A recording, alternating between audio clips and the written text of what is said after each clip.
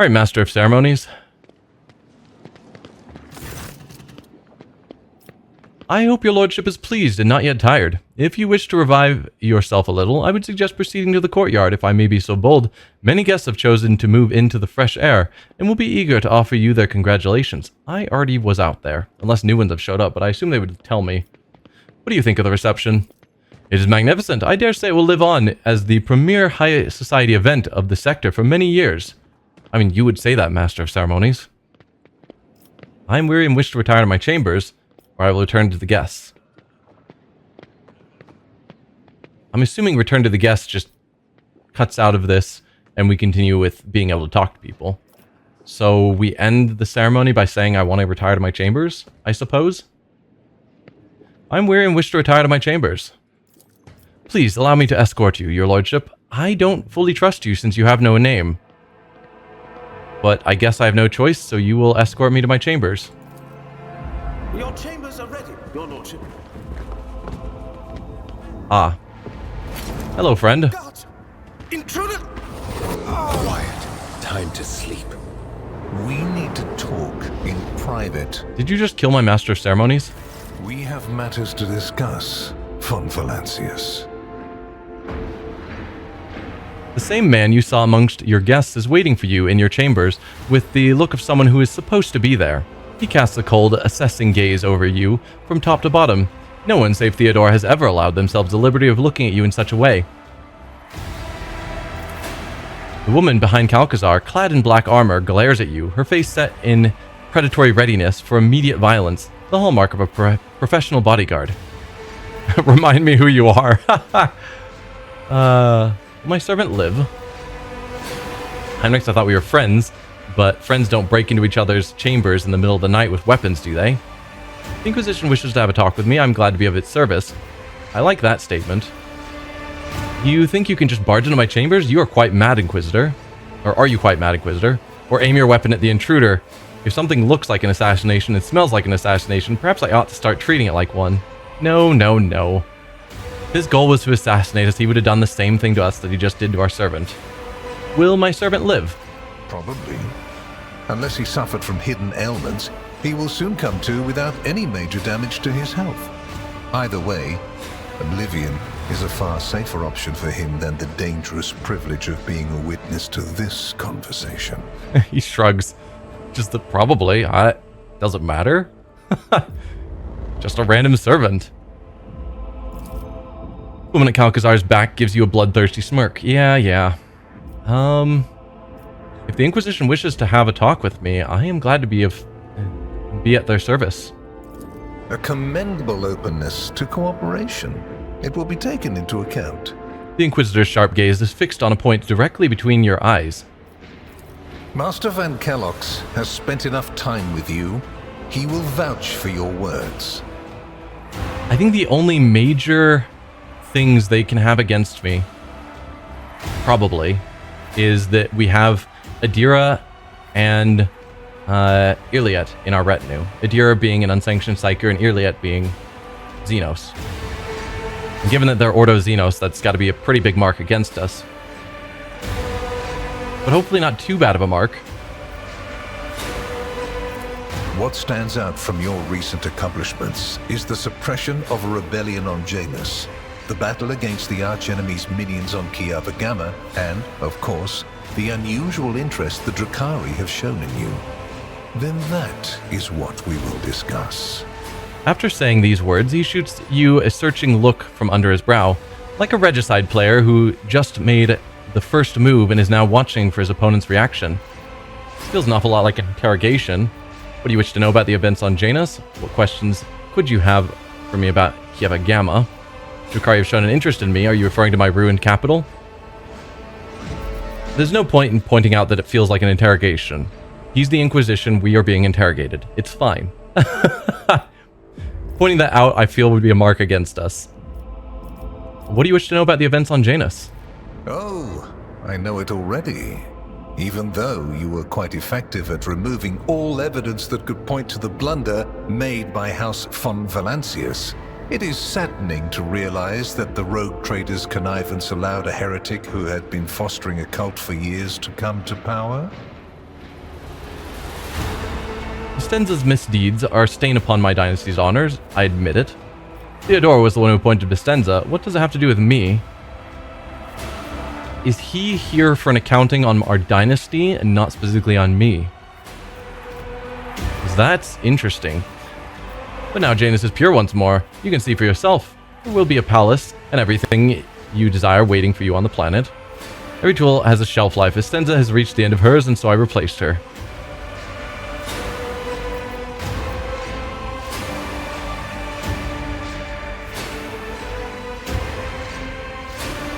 Most of these feel like we are trying to justify ourselves. Like, oh, it wasn't my fault, it was Theodora's fault. Or, you know, it doesn't matter, it's, you know, good now. Justification feels like the wrong tone to take with him. Just honesty feels like a better statement to make with the Inquisition. Bistenza's misdeeds are a stain upon my dynasty's honor, I admit it. He should realize it's not necessarily a stain on my personal honor, but it is a stain upon my dynasty's honor. And hopefully he can see that distinction and not punish me personally overly much for the dynasty, Theodora's mistake. Your humility is heartening. Rest assured, it will be noted during the investigation of your lamentable oversight. Come on, it's not my oversight. As soon as I became rogue trader, I headed right there and fixed it. Are you winning, son? I had to step away. Yeah, so we had our conversations with the rogue traders, and now we're having a lovely conversation with the Inquisitor, where he seems to be unhappy with us because of what Theodora did. How did you come to be so remarkably well informed? If you knew what was happening on Janus, why didn't you intervene yourself? Like, I don't want to just skip all of his questions. But also, I don't know how he's going to feel about me asking. I mean, asking him, why didn't you step in yourself, feels like I'm trying to direct him. Yep, guilt by inheritance. Yeah, like, Janus was the first planet we went to, basically, right after we got our drive fixed at Footfall, and we dealt with it. So for him to be like, how dare you allow a heretic to lead? It's like, dude... We were barely officially a rogue trader at that point, and we dealt with it right away. How did you come to be so remarkably well informed? Are you surprised? You thought the Inquisition was unaware of the circumstances of your deeds. How often do you find yourself thinking that there are things we shouldn't know about your life? Have you seen him in combat? Yes, he's winning before the fight starts. Yeah. A plea of innocence is guilty of wasting my time, a 40k quote. That is fantastic.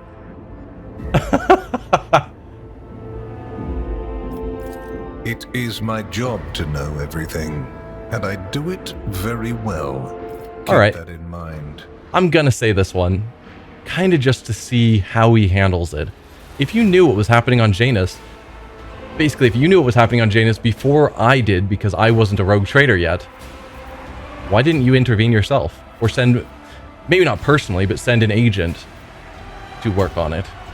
Or send an agent to Theodora to let her know that Slaanesh cult worship was growing and xenos were attacking on Janus. Why did you just stand by and do nothing? I cannot satisfy your curiosity without disclosing information of the utmost secrecy. I will say only this. We had the situation under control. There is a tangled knot of perilous events in progress in the Koronus Expanse. Plucking even one thread must be performed with great precision and caution, without any room for error. Huh. So did my going in and not being necessarily precise and cautious in my actions cause problems for you? Is that why you're upset? Did we throw off your plan by just going in, kicking butt and taking names?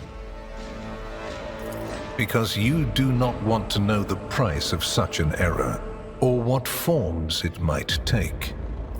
What questions do you have for me about Kiava Gamma? Places touched by chaos must be purged with fire and condemned to oblivion. Kiava Gamma should have been bombed to dust and pronounced a forbidden world. However, you decided otherwise and restored the colony's operation. And you didn't even go to the trouble of hiding the traces of the neglect committed by your dynasty. After all, it was House von Valancius that gave Cubus Delphin so much freedom that he sank into seditious heresy. What was your rationale? I remember with the options we had about Kiava Gamma after we left, that we chose the one that was burn it with fire. We didn't make it a forbidden world. We did ask it to be rebuilt, but it wasn't just get it back to working as quickly as possible. We chose the option that was destroy all the heresy, purge it with fire, and then rebuild. I made every effort and saw to it that every seed of heresy was exterminated. The world of Kiava Gamma is tainted no more. I can vouch for that. He's not going to agree with that. But Exterminatus and Forbidding Worlds feels like it should be the last option, not just, oh, there was heresy, and a lot of heresy, might as well just bomb the whole planet.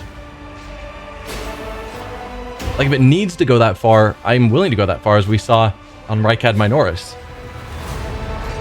But we didn't think that was needed for Kiava Gamma. My protector is a complex mechanism. I wasn't willing to put its performance at risk because of some paranoid fears. No, that's a bad answer. Truly, I must confess that this is the first time I'm hearing about this. My servants usually handle such matters. Let the priesthood to which Cubus Delphim belonged answer for his crimes. The Adeptus Mechanicus would do well to watch their members more closely. We could go that route. Push the blame onto the Adeptus Mechanicus. He wouldn't like that. I wish to observe how the seeds of corruption will behave. It is prudent to study one's enemies. He would very much not like that. If I've erred, I'm willing to repent and cast the colony into the fire. That's probably the answer he would like the most, but I'm not going to say it. I'm going to go with the top one, because I think it's the most true. I made every effort and saw to it that every seed of heresy was exterminated. The world of Kiava Gamma is tainted no more. I can vouch for that. I hope you are sufficiently thorough. If you are not, you will be called to account. He pauses before saying gravely, yeah. At some point, heresy is going to show up on Kiava Gamma, even if it's an outside source that brings it there, and he's going to blame it on me for not burning the planet. Like, if the planet was forbidden and no longer existed because of Exterminatus, then surely no heresy would have sprung up there. And it's like, yeah, but you can say the same with every planet. If you just Exterminatus every planet, then no heresy would grow there. But that's not what the Empire is about. The Drukhari have shown an interest in me. Are you referring to my ruined capital? Yes, yes. The enmity between you is a known fact. But there is another way to look at it. On Veabos 6, you met the Archon of a mighty cabal, whose presence there seems strange to begin with, and lived. You subsequently encountered a number of her closest henchmen. Yet, again, you survived. Your capital fell victim to a nefarious attack. But even this time, their daggers missed your heart. Are you blaming me for being capable in combat? Because that's what it is. I've fought every time, killing all the xenos I found, besides Irliat. And the reason the daggers have missed my heart is because I'm really good and I surround myself with people that are very powerful. Such remarkable luck. To be a personal enemy of such an influential xenos. To have been attacked so many times and yet make it out alive. So remarkable that one has to wonder, am I watching a spectacle? Could all these thrilling massacres be an alibi of sorts? Meant to establish you once and for all as an enemy of the Xenos and never their ally or even their agent. Uh-huh. So you assume that because we've had so many fights and I've lived, then I must be working with them. Xenos made more attempts on St. Drusus' life than mine. Does that make him a traitor too? Ha!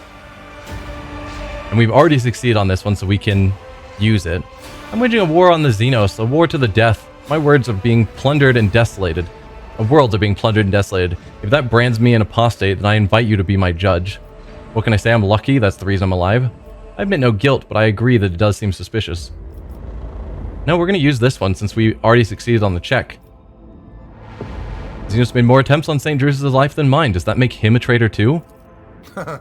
So you already think you're cut from the same cloth as St. Drusus, do you? Ambitious?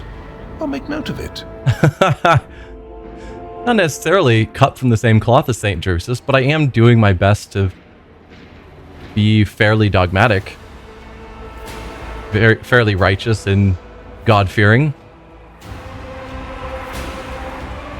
I mean, he chuckled. That's got to count for a good. It seems like a good sign. Have I answered all of your questions? Far from it, my dear. The questions are manifold. How did you manage to survive the battle that claimed the life of Theodora, who was so much more experienced and skilled than you? Is it a coincidence that you and you alone then made it out of the trap on Rykad Minoris? How much truth is there in the rumors being spread by the heretic Kunrad Voidfear about you? Okay, do I get to answer these? The very existence of these questions would have made many of my colleagues doubt the quality of your character. But it won't in this case. Good. The Inquisition, which I represent, is willing to show extraordinary faith in your person. For the sake of our invaluable partnership, I'm going to ignore any minor liberties that you, esteemed rogue trader, may have afforded yourself or may again in the future. Has he made this point, where he's willing to work with us, wants to work with us? Is he doing the same with the other rogue traders, or is there some reason we're special? I hope you appreciate the generosity of this offer, as your predecessor once did. Theodora cooperated with you. Presumably because she had... The note that told us to pick up Heinrichs was from the Inquisitor and was originally sent to Theodora, but after her death, we followed through with it. You don't work with Inquisitors, you work for them. That's fair. So yeah, we know Theodora, at least in the one instance of helping Heinrichs get to Footfall, she had at least a letter telling her to do it by the Inquisition, and presumably was going to. Why such an interest in my person? Blackmail to what end? I'm a rogue trader, and this is a flagrant violation of my privileges. It is not. The Inquisition outranks rogue traders. Is Heinrich staying in my retinue, or are you taking him back? What kind of deal are we talking about? I want to get more information about Theodora's cooperation with you, if you're willing. I'm aware that she did cooperate. And benefited greatly from it. The world's power is not without limit, and neither is the protection it provides. All those mysterious expeditions, dubious experiments, collections of xenotech oddities are dangerous pastimes. It takes more than the Emperor's permission to pursue them without consequences. One must also make sure I am not displeased by it. Fair. Let me demonstrate how it works. In your retinue, there is a psyker who is yet to receive Terra's sanction, which, as we both know, is a grave threat and a blasphemy to the laws of the Imperium. I am aware of this secret, but I'm not displeased in the slightest. And so she lives on, your handy psyker, Idira Tlass. Lord Inquisitor smiles ominously. You're not displeased in the slightest. I could see him saying that he's aware of the secret and accepting of it, but not displeased in the slightest? Feels weird to me.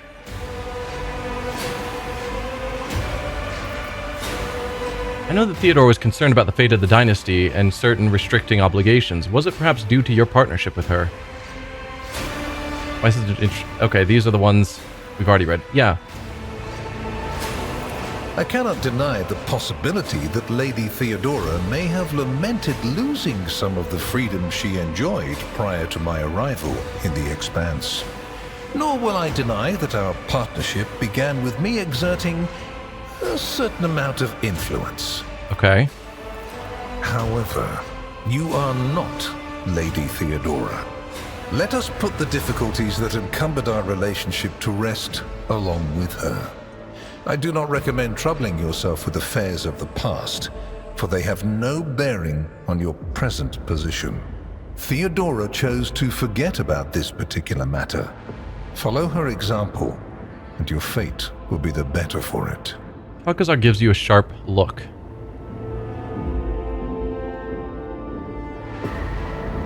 Huh. Yeah, I don't know. Why such an interest in my person? You haven't been in a position of power for long, and so one can forgive you for not noticing the troubling changes. The cult of the Final Dawn is spreading in the Koronus Expanse.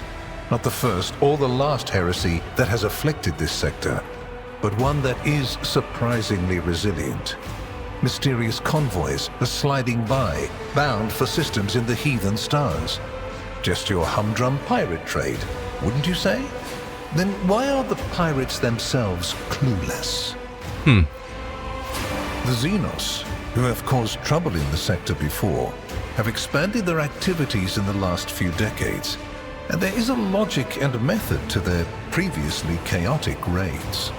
Even 2 packs of space wolves, blessed space marines summoned in my name, did not cool their interest in the Expanse. You summoned 2 packs of space wolves. I don't know how big a pack is. I know Inquisitors have power, but to direct the Space Marines operations. Because you've got I think they're the Grey Knights, which is an order of the Space Marines that directly serve the Inquisition. Specifically, Ordo Malleus, I believe. Unless I'm wrong about that, but I think so. But I didn't realize that Inquisitors have the power to give directions to Space Marine chapters as a whole. Cool.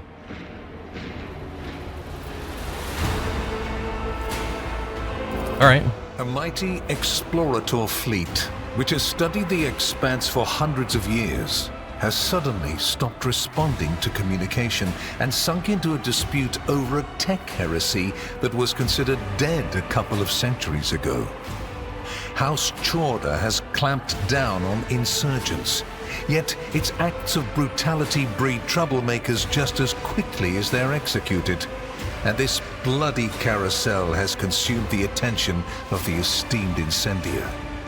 Caligos Winterskill has abruptly lost all interest in his domain, and his only apparent concern now is hunting ever more dangerous xeno beasts. Yeah, there's a lot of weird things going on.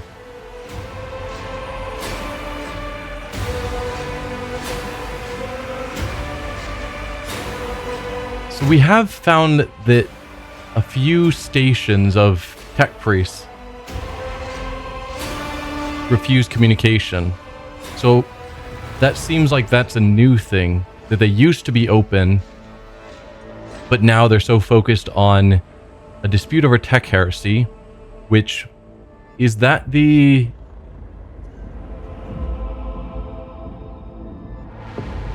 I don't know.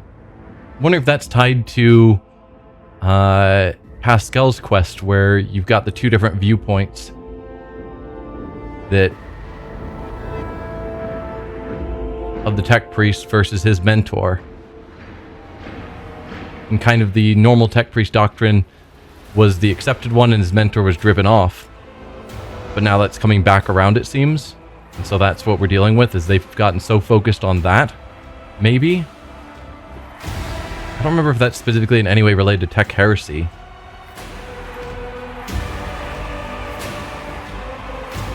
Corda... So that's the woman, Incendia Corda. She's focusing on insurgents brutality, which is creating troublemakers. I knew she was against pirates, clearly, and all other negative things, but it's creating new troublemakers. And yeah, Caligos is focused on the Xenobeast and doesn't care about his domain. We don't know, he's implying that this is a newer thing where everyone is just sort of shifting their focus and priorities. Okay. And the third and final rogue trader has unexpectedly perished, stabbed in the back by her own master of whispers. The Expanse is swiftly losing its protectors right when communication with the Imperium is being disrupted by the raging warp. Basically, all the Expanse has left is me and you, if you follow my instructions. So he's not working with Chorda, I think he pronounced it, Chorda and Winterscale, because they've clearly lost their way and are focusing on other things. Because Chorda seems like, at least from how she portrays herself, that she is very dogmatic, focusing on the God Emperor and wanting to destroy heretics. And so it seems like she would be exactly the kind of person he'd want to work with. He just might need to sit her down and be like, hey, these are the problems you're causing. Try taking your goals, handling your goals a slightly different way, and then let's work together.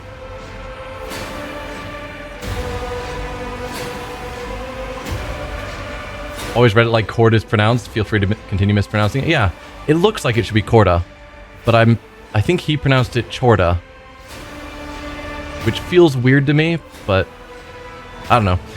For at least this conversation, I'm going to try remembering to call it Chorda, and then by the next conversation, I'll have forgotten.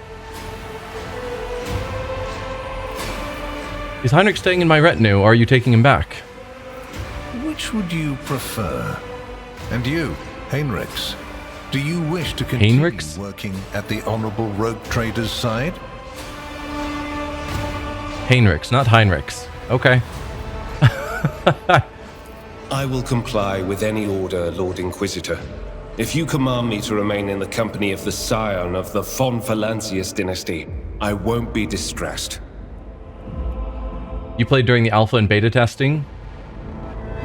Xavier wasn't voice acted yet? Okay.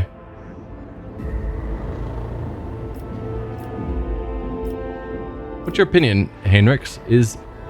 What is your opinion of Heinrichs? Is he a useful assistant to have? I mean, obviously. I want him to continue to accompany me or take your spy back. Yeah, see, feels like it should be Heinrichs, but apparently it's Heinrichs. Again, I will, since they pronounced it now right in front of me, I will try and remember their pronunciations, but I'll probably quickly forget, certainly by next week. That'll be gone. Xavier has a speech impediment, that's your canon. Sure. What's your opinion of Heinrichs? Is he a useful assistant to have? Without a doubt. Master Van Kellogg's has earned my complete trust by repeatedly demonstrating courage, loyalty, and cunning. His mathematical mind, not given to sentiment, can be of great use in an emergency. You, my dear Heinrichs, have made a far better agent than you would have a pilot of an Imperial Knight.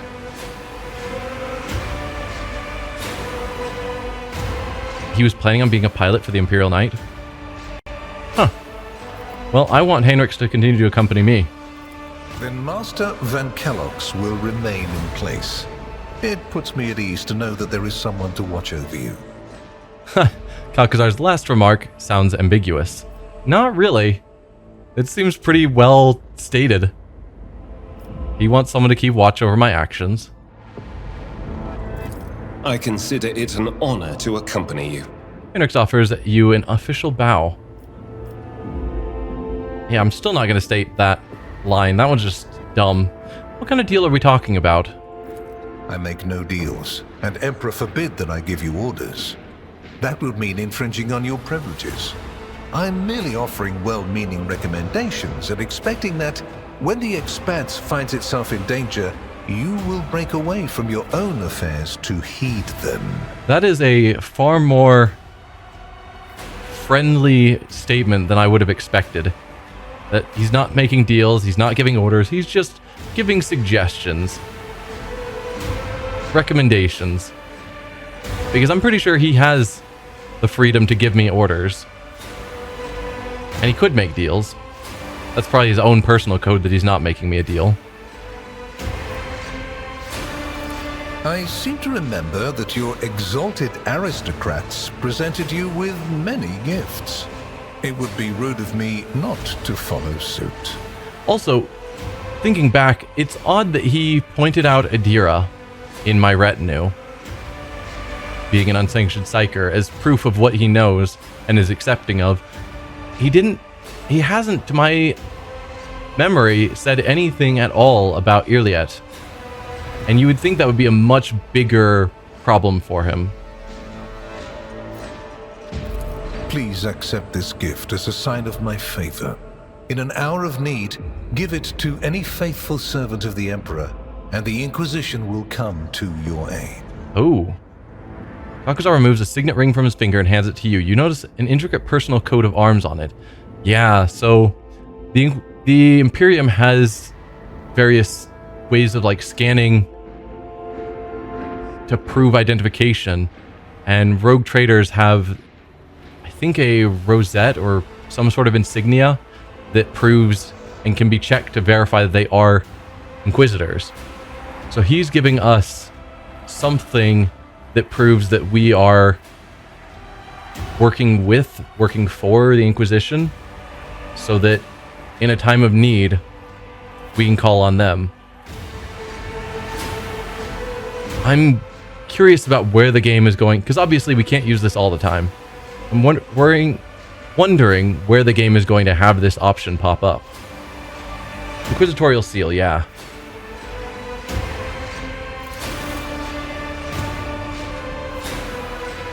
The color indicates how close the bearer is to the Lord Inquisitor. Black means that you are a part of the inner circle. Any and all resources will be available to you. Whoa.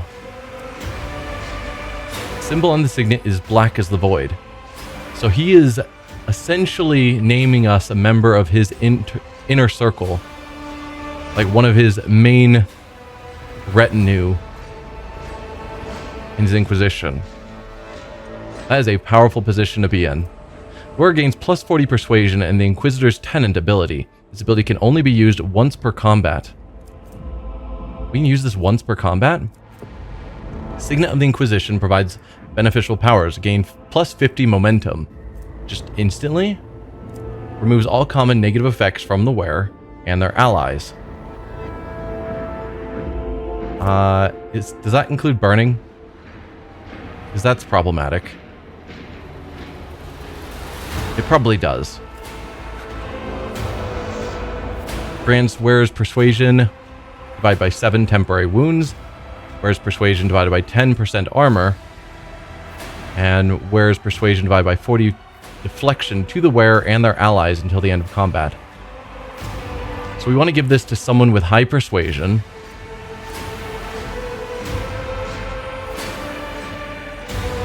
I'm sure it removes burning. So my thought is we give this to Cassia, which means that if someone else has already used their greater powers,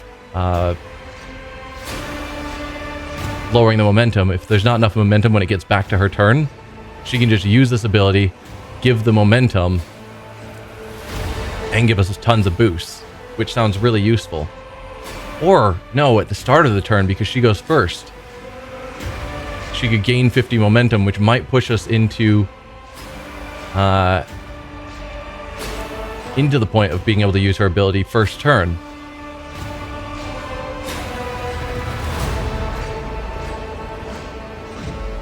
Yeah. We start at 100, and at 175, we're able to use a heroic power. So this 50 isn't quite enough. Darn. Would be really cool if that could just first turn get her to be able to use it. That's really powerful. Commerce minus 20 would give us a 15% chance. Is this ring all the favor that House von Valencius can expect from the Inquisition? That is a very negative statement that we're almost guaranteed to fail at, so no.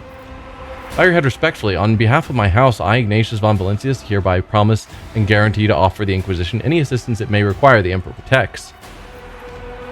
Dogmatic. Drop to one knee. Lord Inquisitor, it would be the greatest honor to swear an oath of loyalty to you and join the ranks of the Inquisition. I'm not against it, but that is bold. Smile, I see no reason to refuse such a generous offer. I don't want to have dealings with you, or if you want me as an ally, you can request an audience and repeat everything you just said in public.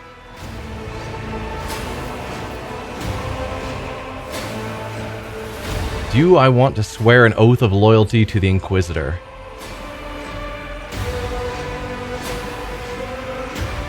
I'm definitely tempted. I see my character siding with the Inquisitor in basically anything that happens. At least that's how we've handled all dealings with the Inquisition so far, is what they want they get. Because it's the Inquisition. Unless he starts into heresy.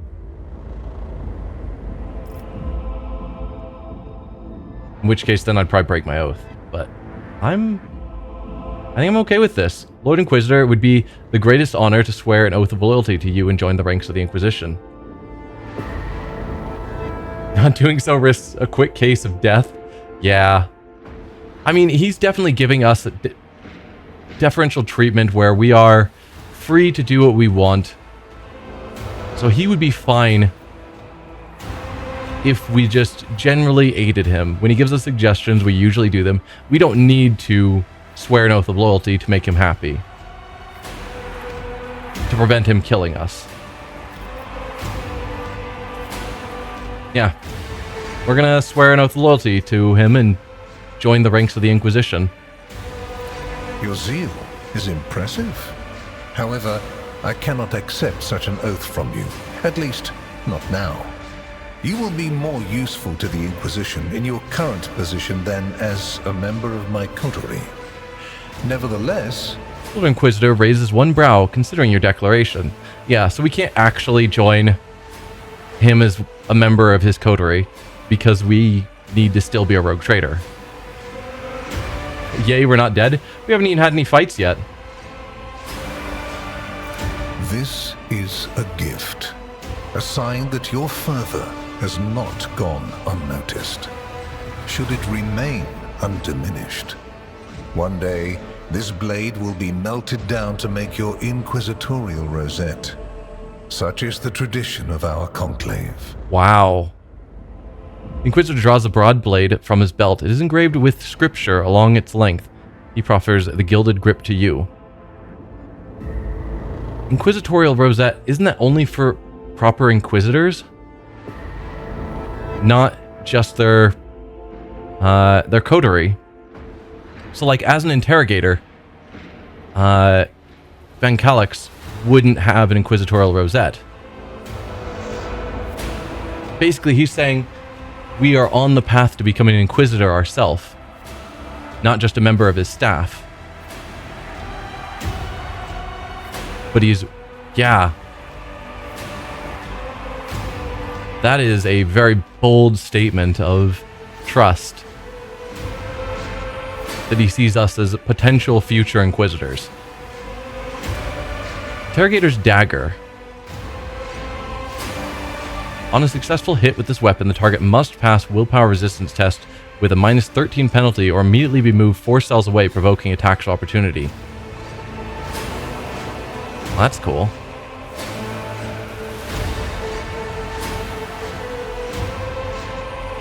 It's not really something that's useful for us, but it's cool.